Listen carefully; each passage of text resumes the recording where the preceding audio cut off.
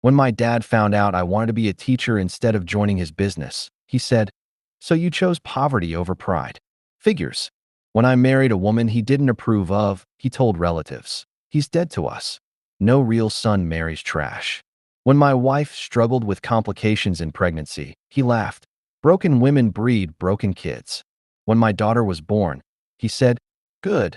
Now you'll stay poor forever paying for useless girls." He bought cars for my cousins, but told me, "Don't expect a penny. You dug your grave." When my daughter won a state award, he said, "A medal won't change her bloodline." On her birthday, he didn't come. He was busy toasting my cousin's promotion.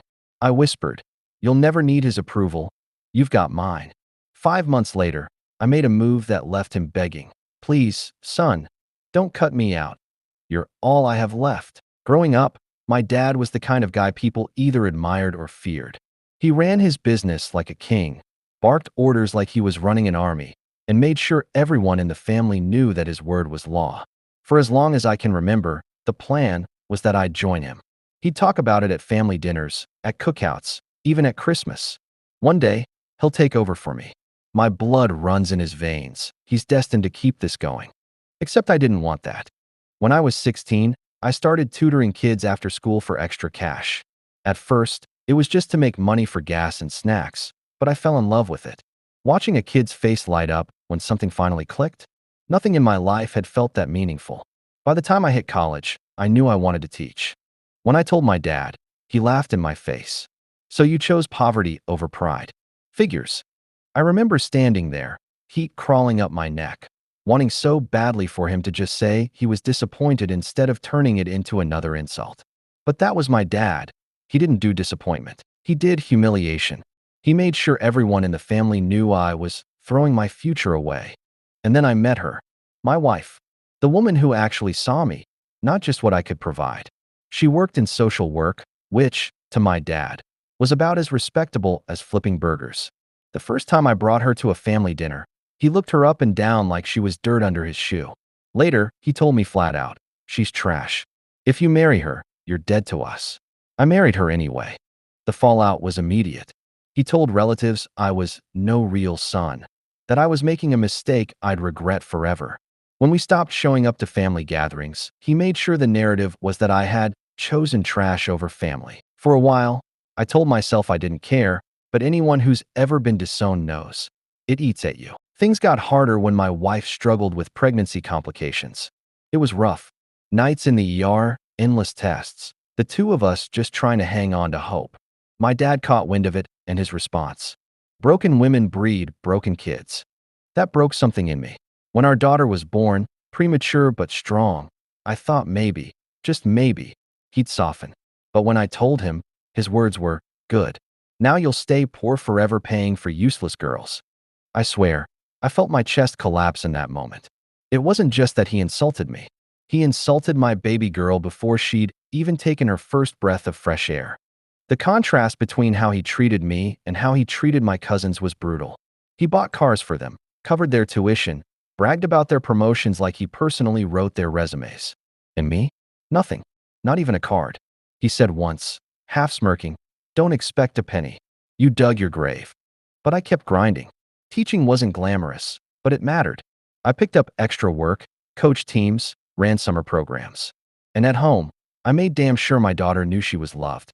Every time she smiled, every little hug, it reminded me I was doing something right. When she won her first state award, a big deal for a kid her age, I thought maybe, just maybe, he'd acknowledge her. I sent him the photo, against my better judgment. His response, "A medal won't change her bloodline." I deleted his number that night. And yet, when her birthday rolled around, I still hoped he'd show. She kept asking, "Will Grandpa come?" I didn't know how to explain to a little girl that the man who should have been her biggest fan was too busy to care. On the day of her party, he posted photos online toasting my cousin's promotion instead. Not even a text. I tucked her into bed that night, and she whispered, "Why doesn't he like me?" My throat closed up. I kissed her forehead and whispered back, "You'll never need his approval. You've got mine." I meant it with every bone in my body, but I'd be lying if I said it didn't sting. That night, I sat at the kitchen table with my wife, scrolling through old texts from him, rereading every insult, every dismissal. The years of being cast aside. The years of being told I was nothing. I realized then, he'd made me feel powerless for so long, but I wasn't powerless anymore. I had my own family, my own career, my own path. And he was about to learn that the son he disowned wasn't just surviving. I was building something he couldn't touch. And 5 months later, I made the move that left him on his knees, begging, "Please, son, don't cut me out. You're all I have left." After that birthday party, something shifted in me. Up until then, I think some part of me still craved his approval, like a dog waiting for scraps under the table. But seeing my little girl cry because her grandfather didn't even bother to send her a card, that broke the last piece of me that cared. I started keeping records, not out of spite at first, but almost as a way to prove to myself I wasn't imagining the years of cruelty. I saved his texts, printed out the screenshots of his Facebook posts bragging about my cousins while ignoring us. Every time he insulted me or my wife, every time he dismissed my daughter, I wrote it down. My wife once asked me why I bothered, and I said, "So I don't ever forget. So when I start doubting myself, I'll know it really happened." The thing about teaching is, you learn patience. You learn how to spot patterns, how to see the long game. My dad had always assumed I was the weak one, the one who would crawl back no matter how many times he spat on me. He thought blood guaranteed loyalty, but he didn't understand that blood doesn't mean family when you poison it. Around this time, my career was finally starting to climb. I'd moved from just teaching into administration, then into developing programs for underserved kids. It wasn't big money, but it was steady and respectable. People in my community actually valued me. I was getting invited to panels, asked to mentor younger teachers. I was finally stepping into the kind of life that mattered to me, even if my dad thought it was garbage. Meanwhile, his empire was cracking. His business wasn't the unshakable fortress he always bragged about. My cousins, the ones he had poured all his money and love into, were lazy. They liked the cars and the lifestyle, but didn't actually want to work. Word started to get around that the company was struggling. Suppliers weren't happy. Contracts were being lost. I'd hear whispers at family gatherings, the ones I didn't attend, but my wife's friends relayed back to me, that my dad was starting to panic. He'd gambled everything on the idea that one of his real heirs would take the throne, but they were too busy partying. It was almost poetic. Then came the call. He didn't call me directly. He never did when he wanted something. He called my mom first, and she called me, pretending it was just a friendly check-in. Within 5 minutes, the truth spilled out. "Your father thinks maybe it's time for you to reconsider joining the business. You'd have security, a legacy, a chance to finally prove yourself." I laughed so hard I nearly dropped the phone. Prove myself? To who? To the man who said my wife was trash and my daughter was useless. There was a pause, then my mom's voice softened. "You know he didn't mean those things. He was just angry." I snapped back. He meant every word. And I meant it when I walked away. I hung up. A week later, he called me himself. That was rare. My dad never humbled himself enough to dial my number. When I answered, his voice was low, almost careful. "Son, we need to talk." That word, son. He hadn't called me that in years. He started spinning this story about how the business wasn't doing as well, how he'd made mistakes trusting the wrong people, translation, my cousins, how maybe I could step in, steady the ship. He painted it like this grand opportunity, like he was handing me the crown I'd been too stupid to take before. I let him talk for 20 minutes before I cut him off. "You only called me because you're desperate. Don't pretend this is about me. This is about you realizing the golden children aren't golden after all." Silence. Then he tried again, softer this time. "You're still my son. You've always been my son." I should have felt something. Relief, maybe. Vindication. Instead, all I felt was cold. Because I knew the truth. He didn't see me as a son. He saw me as a lifeline. I told him I'd think about it. Not because I wanted to, but because I wanted time to figure out exactly how to play this. That night, I told my wife everything. She looked at me and said, "You don't owe him a damn thing. But if you're going to do something, make sure it's on your terms, not his." That stuck with me. So I started planning. Quietly. Patiently. The same way I'd been saving every text and receipt. I didn't just want to say no. I wanted him to feel the weight of every choice he'd made, every insult he'd thrown, every time he chose pride over love. The chance came quicker than I thought. One of his business partners, a guy I'd known since I was a kid, reached out to me privately. He'd seen me speaking at a local education conference and was impressed with the programs I'd been building. "You've got vision," he said. "Your dad doesn't anymore." That was the first time it clicked. I didn't have to beg for his approval. Other people already saw my worth, and if I played it right, I could build something better than he ever had. Over the next few months, pieces started falling into place. His company kept bleeding. My name kept coming up in local circles as someone making real change. Invitations rolled in. Awards. Opportunities. Meanwhile, he was calling me more often, his voice growing more desperate each time. And then came the night that everything shifted. It was my daughter's school assembly. She'd been chosen to give a speech, a big deal, especially considering how shy she'd been when she was younger. She stood on that stage, small but steady, speaking with more confidence than I ever had at her age. Afterward, she looked at me with tears in her eyes and said, "Dad, did I make you proud?" I hugged her so tight I thought my chest would burst. "You've made me proud since the day you were born." And that's when I knew the move I was about to make wasn't just about revenge. It was about protecting her, about showing her that you don't let toxic people define your worth. 5 months after that birthday party, the trap I'd been setting finally closed.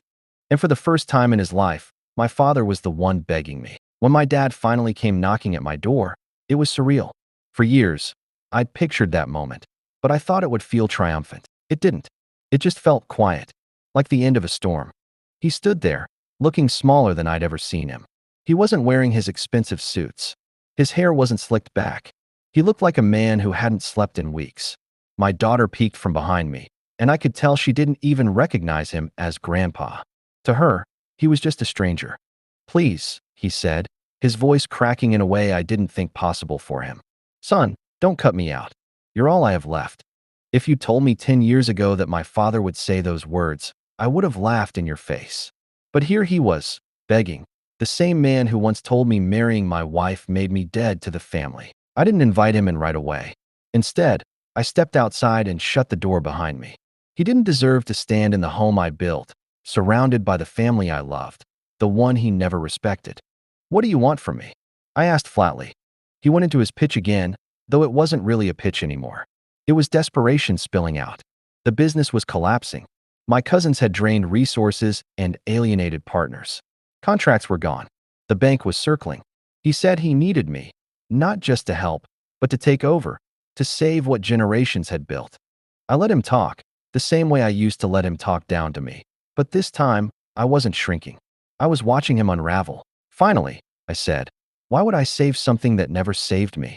Why would I bleed for a legacy that you never thought I was worthy of?" He opened his mouth, but I kept going. "You told me being a teacher was poverty. You called my wife trash. You said my daughter was useless. And now you stand here begging me to fix the empire you wasted on people who didn't care. That's not irony, Dad.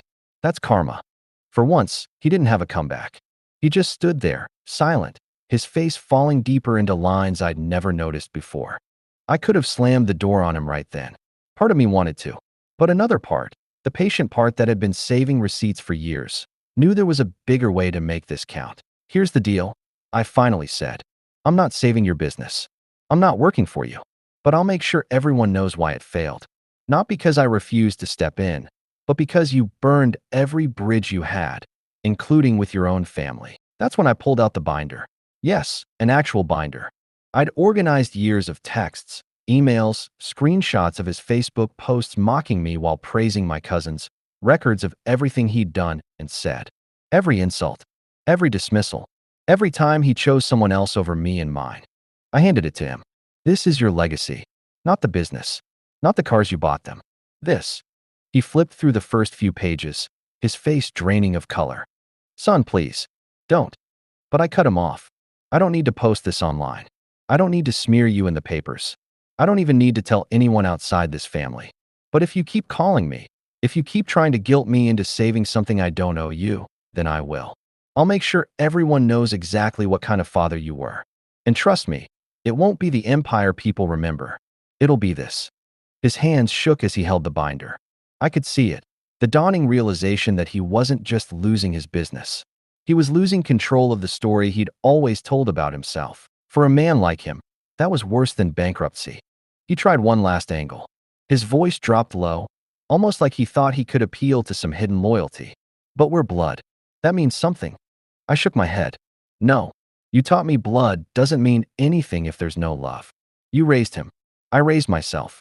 And now, I'm raising my daughter to know she never has to beg for anyone's approval, not even mine. That's my legacy, not you. He stared at me, hollow, like he couldn't process that the son he'd written off had become someone he couldn't control. And then, without another word, he turned and walked down my driveway. I didn't feel victorious. I didn't feel angry. I just felt free, like I'd finally cut the last string tying me to his toxicity. When I walked back inside, my wife was standing in the kitchen, holding our daughter. My girl looked up at me with those big eyes and asked, "Was that Grandpa?" I nodded. "Yes, sweetheart. But he's not part of our story anymore." She thought about that for a second, then shrugged and went back to coloring, like it didn't even matter. And maybe, to her, it didn't, because she had everything she needed already. Later that night, I sat down with my wife. I told her I was done, not just with him, but with all of it. The need for validation, the ache for approval, the constant second-guessing of whether I was enough. Watching him fall apart made me realize I'd already won, simply by building a life that didn't include his poison. And here's the irony. A few weeks later, I got a call from one of his former business partners. He wanted to back me, not to revive my dad's company, but to start something new, something built on my ideas, my values. He said, "You've got integrity. That matters more than a dying brand." I said yes, not because I needed to prove anything to my dad, but because it was mine, my vision, my chance to build something better. And when the papers finally announced the collapse of my father's empire, I didn't feel pity. I didn't feel guilt. I just felt grateful. Grateful that I had never let his definition of success chain me to his sinking ship. The day he begged me not to cut him out, I realized something I wish I'd learned sooner. Sometimes the most powerful thing you can do isn't to fight back, but to walk away with your head high. And I did. News of the collapse spread faster than I expected. It started small, whispers from former employees who had been unpaid for months, clients pulling contracts, vendors demanding overdue balances. Then came the article in the local business journal.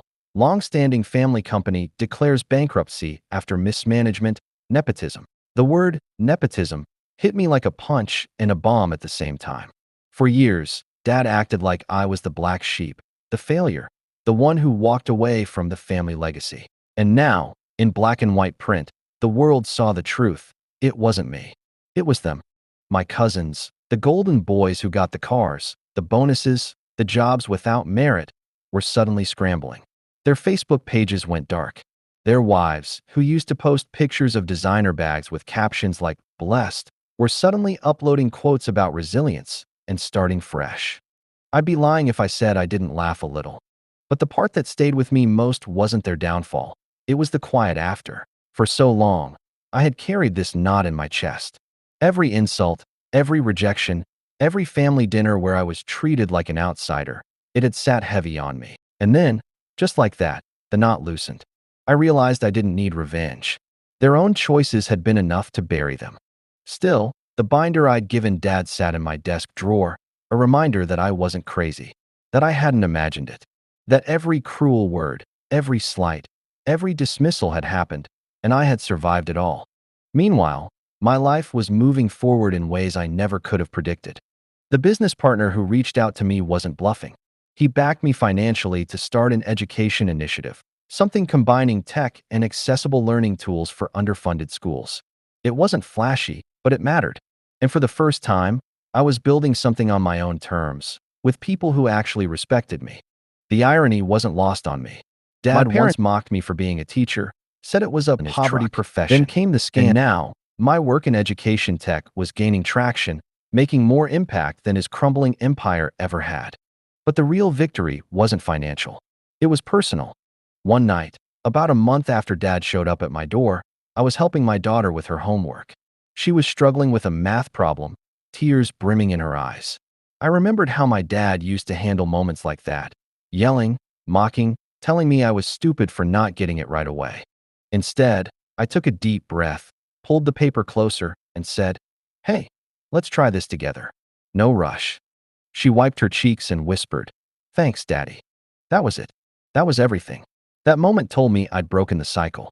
That all the venom my dad poured into me stopped here. I wasn't perfect.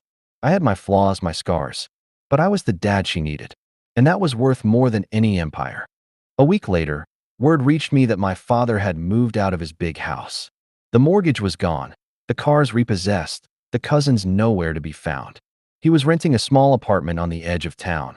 I didn't feel joy or pity. I just felt detached, like watching the end of a movie I'd already spoiled for myself. Then came the call. It was my mom. She'd always been quieter than dad, but complicit. She never defended me, never stood up to him. Now her voice was trembling. "Can't you help us, just a little?" she asked. "Your father's not well. He needs you." I closed my eyes and let the silence stretch. "Finally," I said, "where was that energy when I needed you? When my wife was sick? When my daughter was born? When I was working double shifts to survive? You chose him. Over and over. So choose him now." She started to cry, but I hung up. For the first time, I didn't feel guilty about it. Because here's the thing, family isn't blood. Family is the people who show up. Family is the ones who sit beside you when you're in the ER, who clap when your kid takes her first steps, who believe in you when you can barely stand on your own. By that definition, I already had a family. A wife who loved me when I had nothing. A daughter who thought the world of me, not because of money or status, but because I made her feel safe. Friends who celebrated my wins and stood by me in losses. My dad used to toast my cousins' promotions, their weddings, their kids, while ignoring me. Now, I was toasting my own victories in small, quiet ways. Not because I needed recognition, but because I finally recognized myself. The past would always be part of me. The scars would never fully fade. But I wasn't defined by their rejection anymore. I was defined by the life I built in spite of it. Sometimes I catch myself wondering what will happen the next time he shows up. If he ever does. Maybe one day he'll try again. Maybe he won't. Either way, it doesn't matter. Because the truth is, I already got the closure I needed. Not from his apology, because that may never come, but from finally realizing I don't need it. I don't need him. And when I tuck my daughter in at night, when I hear her little voice whisper, "Good night, Daddy, I love you," I know she'll never have to question whether she's enough. Because she is. And so am I. The funny thing about endings is they don't always feel like fireworks. Sometimes, they feel like silence. By the time summer rolled around, the dust had mostly settled. My dad's empire was gone, his reputation in shambles. The cousins who once bragged about being the future of the business were job hunting on LinkedIn, quietly changing their last names in some cases to dodge the stain. My parents, the self-proclaimed pillars of family pride, were suddenly invisible at church, absent from social gatherings, ducking behind closed blinds in their rental apartment. And me? I was busier than ever. The education startup I'd helped launch had gotten more traction than I expected. Schools were signing on, districts were interested, and investors, real investors, not family handouts, were putting their faith in me. I wasn't just making a living anymore. I was building something sustainable, something meaningful. I remember sitting in our small but cozy living room one night, my daughter asleep upstairs, my wife curled up next to me. We were surrounded by bills, sticky notes, late-night ramen bowls, and a sense of purpose. It hit me then. This is what family feels like. Not the hollow promises I grew up with, not the conditional love tied to obedience or image. Real family. Messy, imperfect, but rooted in showing up. I could have left it there. Could have gone on with my life and never looked back. But life has a way of circling back on itself. One Saturday morning, I got a knock at the door. When I opened it, I swear for a second I thought I was hallucinating. My father stood there. He looked smaller, not just physically, though his frame had shrunk, his hair thinned, his skin sagged, but in presence. The man who once filled a room with bluster and ego now barely filled my doorstep. "I need to talk," he said, voice cracking. I didn't answer right away, just leaned on the doorframe, waiting. He swallowed hard. "I made mistakes. I see that now. I was wrong about you. About everything. Please, son, don't cut me out. You're all I have left." For years, those were the words I thought I wanted to hear. An admission, a crack in the armor, a glimpse of humanity. But standing there, looking at him, I realized it didn't matter anymore. Because he wasn't saying it out of love. He was saying it out of desperation. Not because he finally saw me, but because he finally lost everything else. Behind him, I noticed my daughter's drawing taped to the window. A crooked little house with stick figures holding hands, smiling. Me, my wife, her. No grandparents. No extended family. Just us. That's when it clicked. I didn't need to argue, didn't need to scream, didn't need to list every scar he'd given me. The absence in that drawing said it all. I've already got a family, I told him quietly. And you're not in it. I closed the door. He knocked for a while, pleaded, even raised his voice once or twice like old habits dying hard. But eventually, the knocking stopped. When I peeked through the curtains later, his car was gone. That was the last time I saw him in person. The true full circle came months later. My daughter had entered a statewide essay competition about what family means to me. She didn't even tell me she entered until after she won first place. They invited her to read it at a ceremony, and when she got on stage, I braced myself. Her essay started like this: family isn't always who shares your last name. Family is who shows up when it matters. I felt tears burn my eyes as she talked about me, about the late nights helping her study, the silly songs I sang when she was scared, the way I clapped the loudest at her soccer games. She didn't mention my parents once. Afterward, a reporter asked for a photo. That picture ended up on the front page of the local paper. Me, my wife, and my daughter, arms around each other, smiling so wide it almost hurt. A week later, I heard through the grapevine that my parents saw the article. Someone said my dad ripped the paper up in front of his church group. Someone else said my mom just stared at it, quiet, like she finally realized she'd lost me for good. I didn't care which version was true, because for once, the recognition wasn't about proving them wrong. It was about finally living right. They spent years telling me I'd never measure up, that I was worthless, that I'd fail. They invested in cousins, belittled my choices, dismissed my family. And yet, here I was, standing taller than ever, not because I crushed them, but because I built something they never could, a life rooted in love, resilience, and truth. Sometimes people ask me if I regret cutting them out completely, if I ever miss having parents. The honest answer? I miss the idea of parents. I miss what I should have had, but I don't miss them.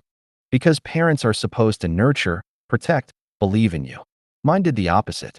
And you can't miss something you never truly had. What I do have is my wife, my daughter, my work, and a future that doesn't carry their chains. When I kiss my little girl goodnight and hear her whisper, "I love you, Daddy," I know that's enough. More than enough. And maybe someday, if she asks why she doesn't see her grandparents, I'll tell her the truth, not to poison her against them, but to show her that breaking cycles is possible, that love can look different and better than what we're born into. So no, I don't regret a thing. Because in the end, I didn't just cut them out. I freed myself.